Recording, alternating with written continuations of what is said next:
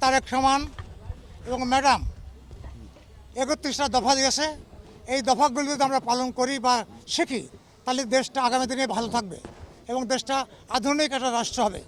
তাই আমরা তারেক রহমানের নির্দেশে আমরা এই হ্যান্ডবিল বিতরণ করে আসছি।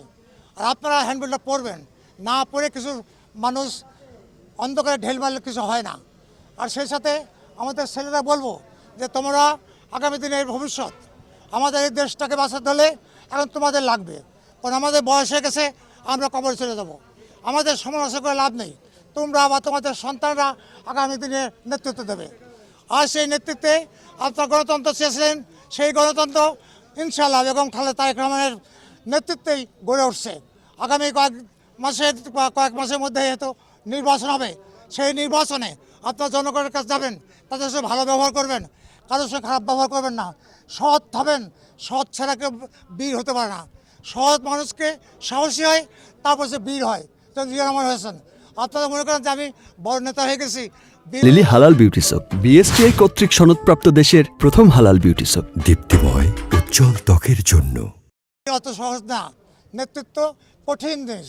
তাই আমরা আশা করি তোমরা হবে এবং তোমরা এই দেশ ও জাতিটাকে তোমরা সুন্দর করে গড়ে তুলবা, এই আমাদের প্রত্যাশা। আওয়ামী লীগ যখনই ক্ষমতা আসে তখনই আমাদের সমস্যার সৃষ্টি করেছে এই জাতির উপরে। শহীদ রাষ্ট্রপতি জিয়া রহমান ভাষণ দিয়েছিলেন, দেশের ডাক দিয়েছিলেন স্বাধীনতা যুদ্ধের। পরবর্তী সময় শেখ মুজিবুর আসে সমস্ত বাকশাল গঠন করে সমস্ত গণতন্ত্র হত্যা করেছে। পরবর্তী সময় তার মনে জিয়া রহমানের ক্ষমতায় আসেন এবং জিয়া রহমান ক্ষমতায় এসে এদেশের মানুষের আশা আকাঙ্ক্ষা পূরণের জন্য তিনি আবার গণতান্ত্রিক রাষ্ট্র দিয়েছেন। কিন্তু আমরা দেখতে পাই যে শহীদ রাষ্ট্রপতি জিয়া রহমানকে ভারত এবং শেখ হাসিনা এটা কী বলে ষড়যন্ত্র করে তাকে হত্যা করেছে। তা মনে করছে তার মৃত্যুর মাধ্যমেই জিয়া রহমানের রাজনীতি থাকবে না। কিন্তু আমাদের প্রিয় নেত্রী, দেশের নেত্রী বেগম খালেদা 9 বছর এর সাথে আন্দোলন করে গণতন্ত্র প্রতিষ্ঠা করেছেন। আর গত 15 বছর আমরা কোনো গণতন্ত্রভাবে কোনো নির্বাচন হয়নি।